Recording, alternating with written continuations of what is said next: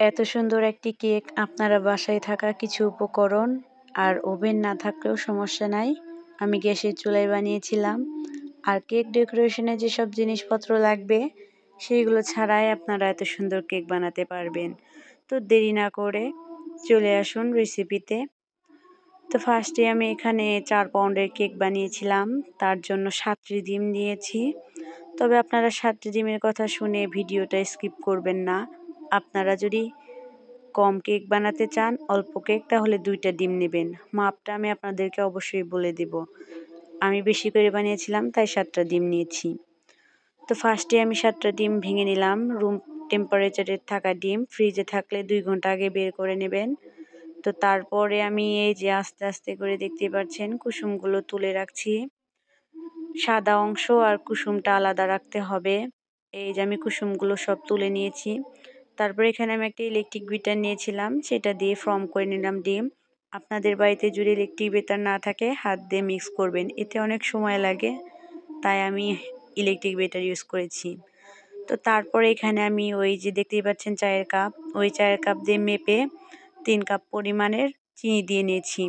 চিনি দিয়ে ভালো করে ফোম তৈরি করে নিয়েছি। তো ফোমটা হয়ে গেলে এর ভেতরে আমি 4 কাপ, ওই চায়ের কাপের 4 কাপ পরিমাণে আটা দিয়েছিলাম, অথবা ময়দা, আপনার বাসায় যেটাই থাকবে সেটাই দিবেন।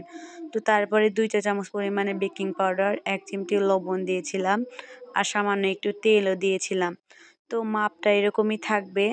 তারপরে আলতো হাতে সব কিছু মিক্স করে নিয়েছি। তো এই তো সব মিক্স করা হয়ে গেলে একটা পাত্রে তেল দিয়ে কাগজ বিছিয়ে নেব। শুধু মোল্ডের নিচের অংশে তেল দিয়ে নেবেন, চারপাশে তেল দিবেন না।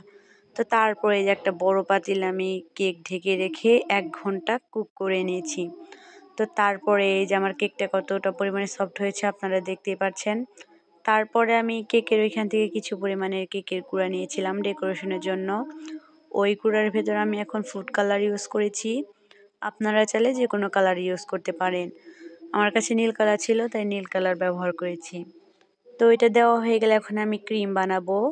তার জন্য এখানে আমি উইংস টপিক্যাল ক্রিমটা নিয়েছিলাম বাজার থেকে 350 টাকা দিয়ে কিনে।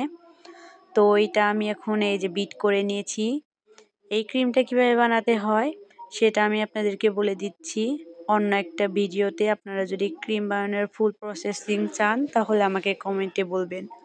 তো তারপরে কেকটা যে বানিয়েছিলাম সেটা 2 পিস করেছিলাম, মানে 2 ভাগে ভাগ করে নিয়েছিলাম।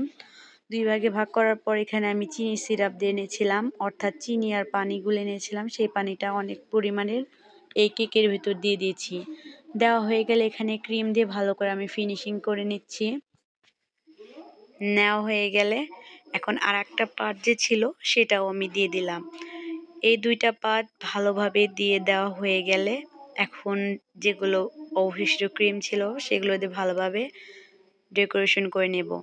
তো আমার কাছে কেক ডেকোরেশনের কোনো যন্ত্রপাতি ছিল না, তাই আমি স্প্যাচুলা ছিল ওটা দিয়েই স্মুথ করার চেষ্টা করছি। এটা আমি জীবনে প্রথমবার এরকম কেক বানাচ্ছিলাম, তাই ফিনিশিংটা খুব একটা ভালো আসেনি। আর যেহেতু ফিনিশিংয়ের জিনিসও নেই তাই কেকটা অত সুন্দর ফিনিশও হয়নি। তাও যেটুক ভালো হয়েছে এটাতেই আলহামদুলিল্লাহ।